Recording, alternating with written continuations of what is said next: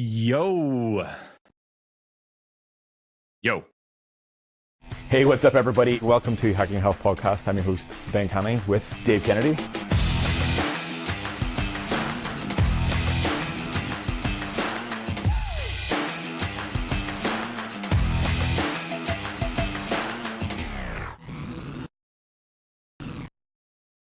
Absolutely seamless, and we're back. Well, that was cool. Honestly, the amount of time that Bill and I have spent setting this up and changing things around just to make my life that little bit easier in post. So hopefully it's been worthwhile. What's going on, dude? Hey, dude, first of all, that intro was awesome. It's the first time I've seen it. And I saw the kind of the beta of it, and that's way better. First of all, the beta was really good too, but that's really good. And we're kind of getting professional here. Like, we have like different angles now that Dill told us we had to do, so we look like we're talking to each other and stuff. And hopefully it works. We don't look like crazy people. Yeah, we don't know if this is going to work or not. This is a work in progress, but my mic's a little bit closer too, so hopefully you have a better sound of me as well. Although I don't know if people want to hear better sound of me or not, but of course they do. Yeah. So it's so funny. Whenever we recorded on Monday, Dill had texted me just before saying, "Let me know, upload it into a file, and I'll do all the bits." And I was like, "I'll need it done for tomorrow, so like I'll just do it." And then I listened to it yesterday morning. I was like, "Oh shit, we have a new intro," and I fucked it. And he texted me back. He's like, "You don't understand how painful it is for me to watch after having done everything." I was like, "Right, okay, come down. We'll get everything set up, and then we'll be good to go." Yeah, well, I like the new format. I think we've gotten a lot more cleaner with the intro. It's not as long. And we're trying to get more down to the brass tacks of what we're actually talking about. And I think that's a great thing for the podcast, right? Straight into it. Like, we no fucking about, no fluff, just like straight into the good stuff. Let's do it. Well, so, as I mentioned last week, I have a slew of topics that I want to get through, like rapid fire. And I think, today's a good example of that.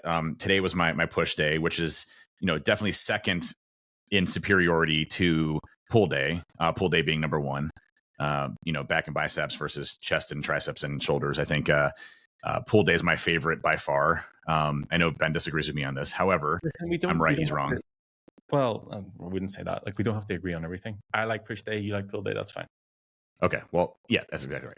But I did get a good pump today. But today's discussion, I think when you look at how do you get into routines and how do you create habits that are sustainable forever, the biggest thing that I think most people struggle with is that they see, like Sam Sulek videos, and they see Jeff Nippard videos, and they see all these videos, Dr. Layne Norton, that's, I think he just did a deadlift for, 750 pounds or something like that at 44 years old or something crazy, or 42 years old. Incredible, right? And to get to that point, though, is a very difficult thing. And not everybody wants to be deadlifting 750 pounds. I probably won't ever get there, but it's something that, I will keep trying to get to someday. But at the same time, what people don't see is that a little bit goes a long ways to forming habits. But not only that, the actual benefits that you get by doing little amounts of things spread across a long period of time. And we've talked about this before on the podcast, but there's a lot of great research out there today that talks about just being able to do just a little bit of work, whether that's walking around and getting your body moving, your blood flowing, just walking in general has an insane amount of health benefits. Being able to do a few sets a week has insane health benefits and the ability to build muscle mass and strength. I mean, there was a new Jeff Nippard video that came out just a few weeks ago that went through some of the literature and research that showed that if you did one set 3 times a week, you will gain muscle mass and strength. And the benefits from a health perspective are astronomical. Reduction in cancer risk, increased longevity, ability to put on and maintain muscle mass. The list goes on. Cardiovascular health. Again, just by doing little things, like doing one set 3 times a week, anybody can do that, right? And obviously you need to make it a hard set, but it's something that a little bit goes a really long way, even for experienced, lifters.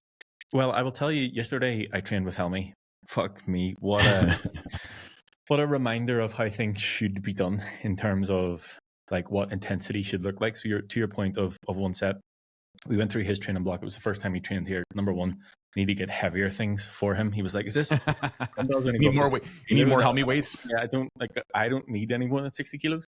But we were going through his workout plan, and like there were some exercises that was like maybe one working set and then one backup set, and some of them are just one set. So it's like, it's, you know, understanding, you look at these people and think, oh, they must be doing loads and loads and loads. It's just the quality of the set that they do and the intensity that they put into that one set and that one exercise for that one body part would probably balance out doing multiple sets like back to back, the intensity you can put into that one set.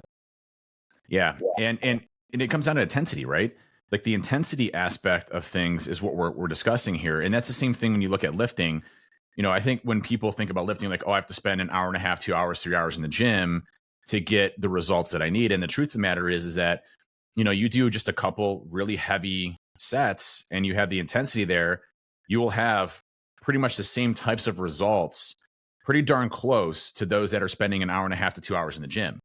And, you know, there was Dr. Layne Norton did a podcast recently where he talked about, I think it was with, it was either with Dr. Andrew Huberman or Dr. Rhonda Patrick. And he was discussing that, you know, it's like those extra rep ranges that they talk about where you're just trying to sneak a few more in there. It's minimum on how much of a difference it actually makes. You're talking like fractions of a percentage, right? It's sending those signals that, hey, I need to do intensity load on my muscles that builds muscle. And, you know, you don't, in people that damage their muscle, you know, substantially, it takes a lot longer to recover. Plus you have the potential of injuries, you know, along with that as well, that become problematic, especially for those that are just starting off or that are even experienced. And, you know, what I've found is, you know, I was doing the push day today and I started off with incline bench press and on the Smith machine, Smith bench press. And, you know, my first set was a warm up set just to kind of get the blood flowing a little bit. And I, you know, just put on 245s and I, you know, probably, you know, knocked out 15 to 20 just to feel, you know, the blood flow there, range of motion, warm up my joints. And that was my warm up. And then from there, you know, I started going into my working sets, and my working sets were very difficult working sets. I did 3 sets of those. And I did a back off set of those. And then I went and did a cluster set of, you know, incline chest press. And then I did chest flies, and I was in and out in, you know, 20 minutes, 25 minutes. Now I stayed a little bit longer to do some extra shoulders and triceps. That wasn't on the scheduled program. However, you know, my actual lift was really 20 to 25 minutes, and it was an intense workout. My chest was, you know, on fire. I had an amazing pump. I could tell that the workout that I got was there. And that type of same exercise, you know, rewind back about a year to year and a half ago, you know, would have taken me an hour and a half to get essentially the same results. And now I'm able to recover faster. I'm able to do things faster. And I noticed my strength is increasingly substantially faster than when I was doing the hour and a half to 2 hours, because I'm able to recover much faster and to do heavier loads, which increases the volume throughout the week. And when you look at some of the data studies out there, it's not the rep ranges that make a difference. It's not the you know, amount of things that you're doing. It's putting that muscle under, you know, under stress to cause those signals to occur to build that muscle. And you're breaking down the muscle, right? But you're also building it back stronger.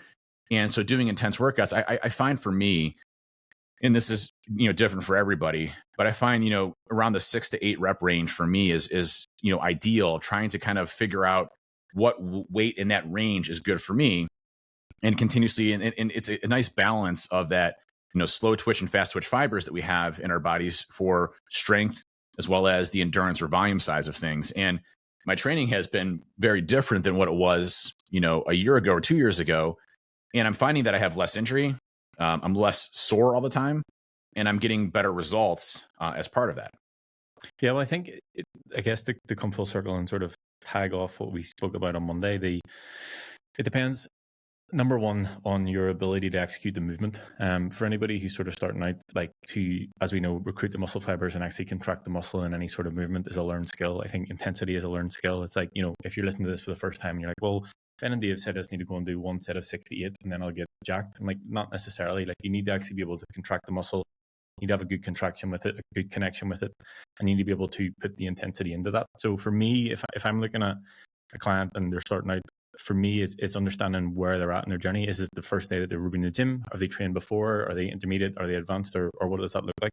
And I think they sort of come back to, if you're just starting out, I do believe you need to literally go through the reps, like do more reps. Like if you think back to you 4 years ago and the amount of volume that we did, the higher rep ranges that we did, it was all teaching you the skill of actually doing the movement. Now, and I'll always, Tyler says this to me quite often, and he, we're at events or whatever, and he'll say like, one of my secret skills is making a lightweight look heavy. But I think the sort of true sign of strength is to be able to challenge the muscle at any weight, if that makes sense. So like being able to, for example, do an RDL, but get a good contraction at half of whatever your working weight is. Like to me, that's a good sign of strength. It's a good sign of control of the muscle. And it's a good sign that you can actually execute at any level of whatever the strength is. So learning to actually do the reps, learning to actually understand what muscles are working, how they contract, and probably things that truthfully you and I have forgotten about because we've been doing this for so long. So taking it right back to like,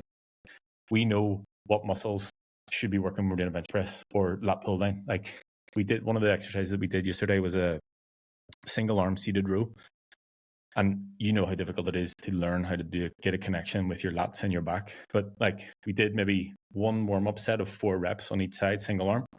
And then I was in the set straight away. It was the first back exercise that we did. But that ability to just like contract the muscle and get into it means that you don't need to do set after set after set. But because I have that skill, I understand how to contract the muscle. I understand what intensity needs to look like. I spent the time doing that. So in a sense, we get away from doing less sets, less reps now, but you have to go through the process at the start of actually learning how to move the muscle and how to contract it. And I think back to me as a younger coach, I always could tell the people who had done some sort of sport or some sort of dance or something that they needed to have some sort of coordination with their body or understand how it works because they could move. And people, it was like the first day in the gym, they'd never done any sport, they never knew dance. It was like they didn't honestly know their left from their right sometimes. So it's understanding like what your sort of history is from maybe a kid, sports, or up through training in college or training sort of throughout your adult life. It's understanding your ability to contract the muscle and understanding your ability to actually execute on the movements as well. Yeah, and doing it safely, right? I mean, I think when you look at, if you're just starting off on the lifting aspects of things, the lighter weights and getting a feel for the weight, and then from there gradually building up is extremely important. You will still build a substantial amount of muscle doing lighter weights. You don't have to use heavier weights, and you can control a lot of that through what we've discussed on previous podcasts around tempo. And I find that if I'm fatigued or my muscles are fatigued, I will go lighter weights and I will control more of the eccentric or the downward motion of that lift, so that I'm still getting the burn. But at the end of the day, it's this concept of what we call time under tension, where we're trying to maximize the amount of time our muscles are under duress in order to really build that muscle up and to get, that type of workout that we're looking for and to get the results that we want. And so, as we're going through and if you're just starting off in this whole aspect around, weight training, and by the way, to take a quick detour on this, the studies are showing, we were taught throughout our entire lives that, cardio, if you want to lose weight. What we're seeing now from the data studies is that cardio isn't the end all be all when it comes to weight loss in any capacity. In fact, what most folks run into is a cyclical effect of going through and doing cardiovascular work, and then it increases their appetite because they burn more calories, then they eat more, which causes the weight gain, and they don't get the desired results. Whereas when you're looking at this from a long journey perspective, if your goal is to drop, 20 pounds immediately, I'd say you're misguided on what your goals are, because what you want to have is a sustained ability to get the physique, to get the benefits from a health perspective and longevity that aren't going to be a 2-week, 5-week, 6-week, fad diet that is not going to be able to sustain you down the road. And what most people I always hear is a very consistent thing is that, well, I need to drop the weight first, and then from there I'll build back up again. And that's fine. Like if that's your goal and you want to drop some weight, as you're going and doing it, I would implore you to incorporate resistance training as part of that, process of losing weight. Because what will happen is, as you start to lose that weight, if you're doing it methodically, there's actually a really good data set. I was listening to Huberman, and they had a doctor on talking about Moderna, Wegovy, Ozempic, the weight loss drug. And what that weight loss drug, what they're seeing with that is that people are dropping weight way too fast, and they're shedding a large percentage of muscle mass, which is not what you want to see. So if you're shedding fat and muscle mass, what ends up happening is, your skeletal bone structure, bone density, muscle mass, your skeletal muscle mass, all of that stuff starts to whittle away, and it actually decreases your longevity, your ability to live longer, your ability to be healthier. Now, you might see some immediate gains on lipids based off of that, cardiovascular health, because you're moving less weight around. But at the end of the day, you're doing more harm than good, especially when you're pushing these drugs. And what the doctor was explaining is at his clinic, what they do is they start off with extremely low dosages of these weight loss drugs, very low dosages. It's what he called microdosing this. And they're trying to sustain around 1 to 2 pounds a week of weight loss, which is exactly what you've been preaching for the longest time around what's acceptable surplus and what's acceptable deficits. And these are all gradual swings. You don't want to drop 10 pounds a week or 5 pounds a week, because a large percentage of that is going to be muscle mass. So you should really shoot for only 1 to 2 pounds a week. And that's going to minimize the muscle loss components. And what they've seen through some of the early data studies of this is that you can safely use these weight loss drugs in a way that allows you to lose weight, but also doesn't have the byproduct of shedding the muscle. And that's the same thing you have to think about when you're trying to drop weight, is you want to do it where you're in a slight deficit of calories, i.e. you're eating a little bit less calories than your body actually burns. And on top of that, incorporating resistance training with adequate amount of protein. And what that does for you is it allows you to build slowly muscle mass while you're losing the weight. And then when you shed, let's just say those 20 pounds, it wasn't just fat and muscle that you lost. You just lost the fat and you were able to gain muscle. And then from there, you start to build back up again with your ability to start to actually create muscle as you start to get more into the resistance training aspects. But it all starts with resistance training. And, this goes for both men and women. Women are always concerned about getting too bulky and things like that. Trust me, that's not going to happen unless, you're using exogenous steroids. Right. I've been trying for the longest time to get bulky. For 10 years, I've been trying to get bulky and I still haven't woke up bulky. It's not going to happen. What will happen, though, is you will start to see muscle definition. You will start to see a more positive physique in a number of areas. And your ability to sustain that weight loss long-term becomes greater, because the more muscle mass you have, the more calories you burn, and the more you're able to keep that fat off of your body as you're going through. And, women and men carry fat in different ways. And for men, it's predominantly in their stomachs. Women, it's in the hips and, the thighs and a lot of other areas, and stomach as well. But, when it comes down to it, when you start to, there's no actual exercise. You always see like these booty buster exercises and, like the crazy ab workout that's gonna get you a 6-pack of abs. The truth of the matter is that your abs are made in the kitchen. Your body's made in the kitchen. However, if you don't have any muscle mass to show, you're not going to have that physique that you want. You're just going to be kind of that, what we call skinny fat type of look, right? And it takes a long time to get to a point to where I think, you're comfortable with it, but you're always trying to improve. But at the same time, if you're doing the right steps, and again, the slow progress around building muscle, you will have a lot of success that you can sustain long term.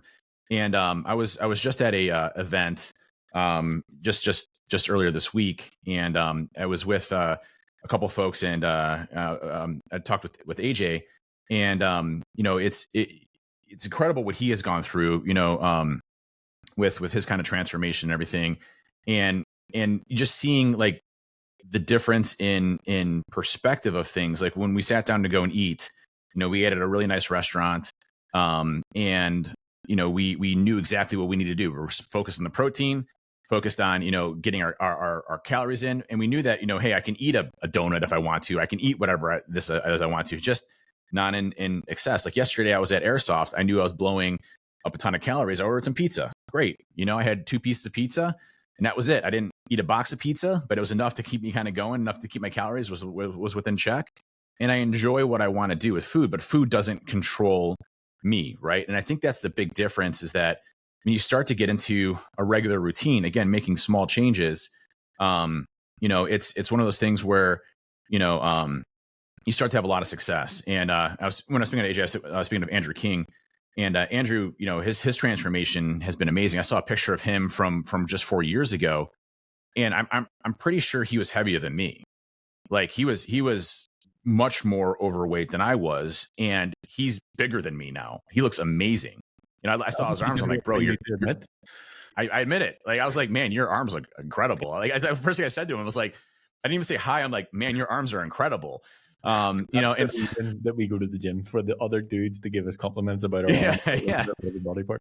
He looked great. He looked great, you know, but you know, he attested to the same philosophy that I do, which is, and he said the first thing that he did, and he doesn't do this anymore, which is great because he understands it. But he said the first thing he did was I think he said 90 days, I tracked every piece of food that I was eating to understand all the calories that I was putting in and focusing on protein. And I would just balance myself on what I eat. And that's, you know, that consistently works. You know, the food that you put in your bodies, the focus on protein, focus on building muscles. But again, going back to the initial topic of what we talked about, the ability to hit the gym just a couple times a week or to go out for a walk. There was a study that they showed where just by twice a day, sprinting up and down the steps reduced all-cause mortality by 47%. You know, that's crazy. Just twice a day, just sprinting once up and down the steps. You know, just getting some movement, so your heart racing, your blood pumping, cleans up all those things in your body. Your body starts to repair itself. It's an amazing thing. And it's the same thing for like, you know, someone at the table had asked, you know, hey, I heard the 72-hour fasting was the thing where if you do 72-hour fasting, it reduces your risk. And, you know, there's actually some good data studies that show a 72-hour fast once a year reduces your chances of cancer substantially, because cancer is an extremely hungry cell, right? It continuously replicates. It's extremely hungry. So what ends up happening is your extremely hungry cells, when you're, you know, doing a 72-hour fast, your body starts to eat up those extremely hungry cells because it's causing too much, you know, energy expenditure in your body when you're trying to not use as much. And so, you know, again, it goes down to the fact of your body will react to what you put it through. And there are things that we can do to enhance what our body is doing. We're telling our body, hey, I want to live longer. We're telling our body, hey, I want to be fit and healthy. And we're telling our body, hey, I want to put on more muscle mass. And we're telling our body, hey, we need to reduce fat. And all of those things, you know, equate to things that we can tell our bodies. Now, we can't directly tell our bodies. Like, I can't just be on this podcast and be like, hey, body, I need you to build me some new shoulders, right? Check your body. P.S. I wish it was that easy. Yeah, I wish it was that easy. I wish I could be like, hey, I want to grow more shoulders right now. Can you help me out here? It doesn't work like that. Manifest new shoulders. But I think to talk about what we're talking about, I think understanding that doing something is better than nothing, because I think that people's sort of biggest hang up on actually getting started is looking at someone who maybe trains 5 or 6 times a week or does hours and hours of endless cardio or whatever. Like, I think just actually, like you said, getting out for a walk or running up and down the stairs or doing, you know, one exercise 3 sets across the week, whatever it is, like, something is better than nothing. But I think to go back to what you're saying around the fat loss, weight loss conversation, I think that the biggest hang up I have, or the most difficult thing to, I guess, change the narrative of, is whenever I'm sitting down on an initial call with someone and they're like, I need to lose 50 pounds, or I want to lose 50 pounds, or, you know, my goal weight is 200 pounds or whatever. The conversation needs to go to, okay, right, well, why is it that number? Like, what is it? And generally it's like, that's whenever I felt my fittest, or that's the weight I was in college, or insert whatever the thing is. But I think if we talk about the cardio versus weight and resistance training, and you've admitted you've been in this situation in the past where you've done loads and loads and loads of cardio, you dropped a ton of weight, and then you just still weren't happy with how you looked because you were still that sort of skinny fat physique. But I think if you talk about body composition and you talk about, you know, building muscle and dropping fat at the same time, I've had clients time and time again where they've pretty much maintained the same level, the same weight the entire time they're working with, but obviously their body composition has changed dramatically because they're building muscle while they're losing fat. So it's not necessarily, I want to lose weight. If you can change that, and this is a like deep and dark rabbit hole that we probably shouldn't go down, but if you can change it to, I need to lose fat, like I want to lose body fat, and then we work out how to go from there and what that looks like in terms of whether that is weight and resistance training, cardio, and obviously navigating your calories alongside that. So it's just changing how you think about the thing instead of just the goal around a specific weight. In the scale is one tool, right? A cruel mistress. The scale is a fucking mindfuck for the majority of people. It genuinely is. Because for the longest time, people have been brought up that, you know, whether it's in competition, they need a certain weight, or just this sort of generational thing of like, it's the thing, the be all and end all in terms of like what dictates where you're at. BMI is obviously built around the scale weight, and there's so many things that aren't taken into consideration with that. So I think, yes, it is a metric, but it's not the metric. Well, I mean, for me, the actual, like, using tapes and being able to like see, hey, is my waist going down? Am I able to fit in my jeans better? Am I able to fit in a shirt better? Those are things that are what's really important. What people see, people don't look at you and say, "Oh, I bet he weighs, $150." They say, "Oh, he's got big arms or big shoulders," or they look athletic. They have an athletic build. Those are the things that people see, and the scale itself is one tool. Now, if you're using that tool in its right capacity to say, okay, well, my goal is to shed a pound or two a week while I'm also looking at other measurements, or hey, my measurements didn't, or my weight didn't change this week, but my measurements got better. Those are indicators that, hey, you're going in the right direction, right? And there's obviously like DEXA scans and things like that can also kind of validate where you're going to if you have access to those. But at the end of the day, keeping it simple and starting off, you really need to just focus on small things to change your lifestyle. And it's I think the hardest thing that people really struggle with, that I hear time and time again, is how do I get started when I don't feel like doing any of this, right? And if you can just do small little goals, like, hey, once a week, I'm going to go and do a 10-minute walk, or 3 times a week, I'm going to do a 10-minute walk. Or I'm going to hit the gym and I'm going to spend 15 to 20 minutes working on a specific part of my body. Those are big things that have massive impacts. And as you start to get better and you feel better, those become more and more habits. And there's a lot of studies on changing habits.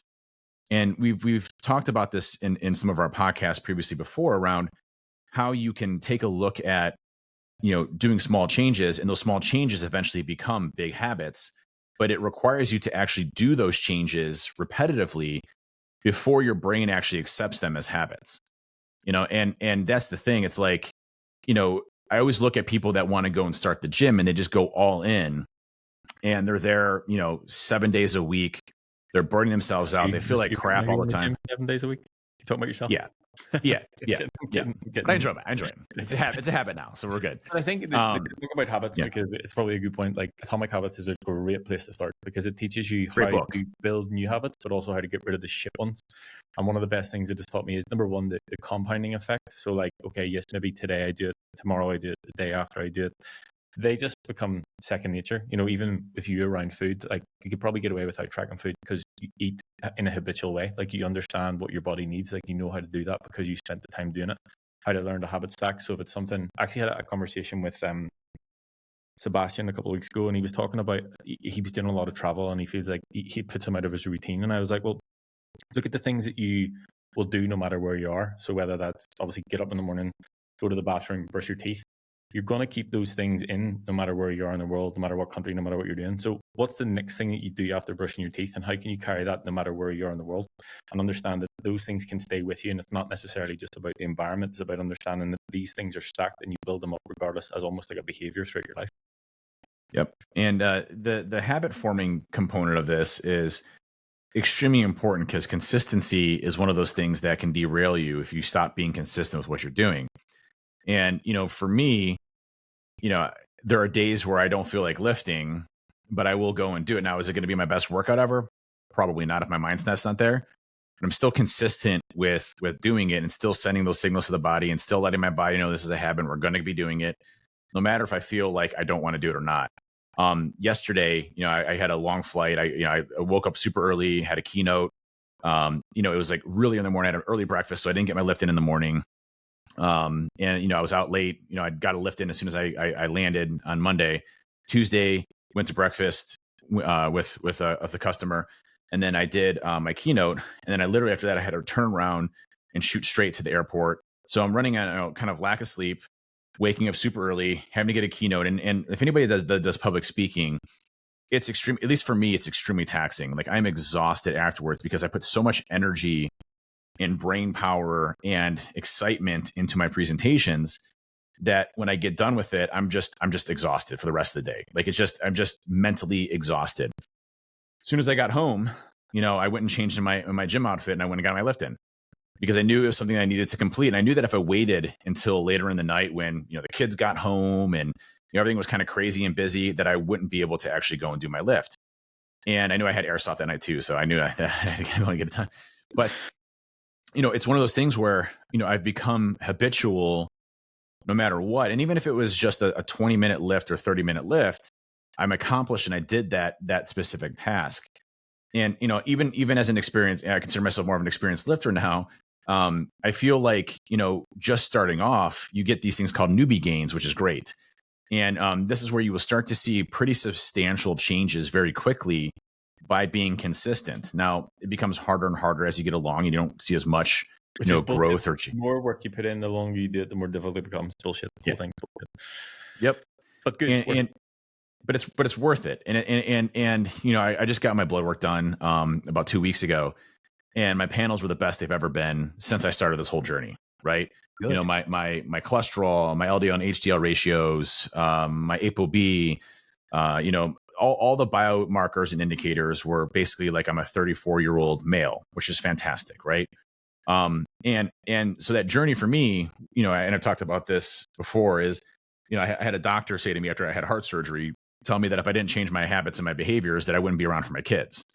And that's really what started this whole journey for me was, hey, if I want to be around for my kids, which I consider to me being one of the biggest gifts in life of being able to see my kids grow up. My son Gavin had an 18-point game the other day in basketball, and you're just seeing this kid, he's now 6'2", he's almost as tall as I am. And he's like, hey dad, how's it going? I'm like, oh my gosh, what is going on here? I want to be around for those moments, to be there, to be energetic for my kids, and for life, and to put everything I possibly can into my businesses, into my hobbies, into my family. And, I couldn't do that before because I was always just on the couch watching TV or eating a pizza or not doing the things that I probably should have been doing for my body, so that I can be mentally clear to go and do all that I'm talking about. And, you have to look at your body as a car. If you don't ever get oil changes, you don't rotate the tires, you don't change the tires, the engine light comes on, you don't give a crap about the engine, it breaks down, right? It's the same thing that happens with our bodies. If we're not giving it the regular oil changes and the maintenance that it needs, it breaks down. And there's no question, what we're doing to our bodies with, the overly processed foods and the highly, caloric foods that really have little to no density in our bodies and don't have this satiety feeling of being full. And what we do from a sedentary life perspective of always being down breaks our bodies down substantially in a negative way. Our bodies are designed and work based off of the work that we put into it. And if we're not putting the work into it, it breaks down just like a car does. And so, when you look at this again, you don't need to do an oil change every day, but you need to do an oil change when the oil is getting bad. And in order for us to be able to do that, we have to go for small walks. We have to go, and put ourselves under a little bit of stress, muscular wise, to send those signals to say, hey, body, keep it going, keep living, we want to live for a little bit longer. So let's just keep this whole thing going. And, I think people lose focus in the sense that they want immediate results as is anything. You look at social media, you need an immediate like, you need an immediate response. You need, somebody to give you some instant feedback. You're not going to necessarily get that right away with your body, but I guarantee you stay consistent for a month, you're going to feel it. You stay consistent for 2 months, you're going to feel it. You stay consistent for a year or 2 years, you're going to feel it. And it's only going to get better from there. Yeah, and I think I guess to sort of wrap this point up, and we will keep it short because we have promised to people that we would do that. I think, the people who are concerned that they don't have the motivation to do the thing, or they just don't want to do it, like the best way to frame it, and I don't know where this quote came from, but I've heard it time and time again. It's like, if you make the easy choices now, you will have a hard life. If you make the hard choices now, you will have a much easier life. So like getting up after work whenever you're exhausted and going to the gym, or getting up at 5 a.m. to get your workout in before everything else, like that's a hard choice. Nobody really wants to do that, but it will allow you then those easier life times after that, like being able to, as you said, be around for your kids, or insert whatever the thing is, or even just running up and down the stairs. Like, I think if you think about yourself 4 years ago when we initially spoke, the stuff that you're able to do now is probably not anything you could have ever even imagined that you would be able to do, just because you decided to make that change now. And obviously it's been combining over time and it's been a lot of work, but if you hadn't have made those choices, like fuck knows where you would have been. Yeah, I completely agree. And I like the quote of making the hard decisions to forge a better life, right? And the same thing goes back to when I first started my businesses. it was an extremely scary time. I could have stayed at my position. I was perfectly fine where I was at. Everything was going great, but I had to make a hard decision of, well, is this what I want to do for the rest of my life? And I needed, and I had no idea if I was gonna be able to support my family, and no idea if I was gonna be able to pay my mortgage. I had no idea if I was gonna be successful, what I was gonna do. I'd never done it before. And I made the decision to leave a perfectly great job as a chief security officer for a Fortune 1000 company to go start this little tiny company called TrustedSec in the basement of our house, right? Now we're named #1 in Forrester as the top cybersecurity company in the world. We employ some of the most brilliant people in the world. Same thing for starting Binary Defense. It's making those hard decisions that if you have confidence in yourself that you will do it and you commit yourself to it, do it. Don't ever not commit to something and don't do it. And the one thing that I also want to hit on before we wrap this up is, we as humans will distract ourselves with things to make ourselves busy. It's in our DNA. But are the things that are distracting us or making us busy the most important things for us? And I think oftentimes it's not. They're just distractions. Whether it's somebody consuming all of your time and effort from a negative perspective, don't deal with it. Don't deal with negative people in your life. Cut them out as much as you possibly can so you're focused on you, your positivity, and getting what you want out of life. Now, I believe life is in service to others as well and helping others, right? It's how I get a lot of gratification through life, is through helping others and mentoring others and helping, high schools and kids and inner city schools and things like that. I get a lot out of that personally, because that's something I focus my efforts on and I believe is a good thing. But at the end of the day, we live this life once. This is it. You're not going to be, as far as I know, there's no reincarnation as far as I know. Who knows? It could be, maybe you come back as a rock or something else. I have no idea. But as of right now, all I know is that I live this life once. As the rock. Yeah, that'd be awesome. I'll close on this because I was doing Justin's check-in earlier on, and I think we're maybe about 70-ish weeks in. And he has, through a church group, he has basically committed a group of people to a workout once a week. I think this is the second week. And in his check-in, it was sort of reminiscent about, there's no way that a year ago even he would, the weirdest thing about it is that people are actually listening to him on his advice on about how to get fit and how to get healthy. That's something that, only just over a year ago he was struggling with too. So to your point of being able to give back, doing this stuff for yourself arms you with the tools so you can do it and then pass on the information. I think for me, with this specifically, the goal is to help as many people as possible, whether that's people who listen to podcasts, people I work with directly, the people that they then help. And I think that for me is the way that we will make the change on the whole, is by giving back to the people around us and sharing our knowledge and information as we go through it. Yep. So, summary of this whole podcast today is start small. We'll create big opportunities for you in the rest of your life, regardless if it's in health, business, life in general. Small things equate to large things down the road. You have to chunk life up into small things to get those big results. And I think people want the big things right away. And you have to realize that that's not possible. Or, if it is possible, it's an extremely small percentage of people. You look at some of these folks that have been able to create $1 trillion empires. It's your chances of that happening are so small. However, if you start off small, your chances become much larger of accomplishing what you want to actually accomplish out of life. And I think that's the important part, is that life is this journey and we get to choose what we do, what we don't do, what we spend our time on, what we don't spend our time on, how we want to live our life and what we want our lives to be. And if we're just trying to take shortcuts for everything, your life is going to be a shortcut. And if you're trying to put in what you possibly can to better yourself or better others, good things will happen because of that. Good karma creates good karma. And I think at the end of the day, starting off just small resistance training a couple times a week, you'll start to see some really big results. I agree. The small things are the big things. I've said that for time. Yep. Well, appreciate everybody tuning in. It was a good podcast. Hopefully everything worked. I do have one button here that I didn't get to press. I'm going to press 9 and I'll hit the intro. I'm Dave. Right. Dave Kennedy. It's Dave Kennedy. Dave Kennedy. Oh no! What is that? That was very fucking around.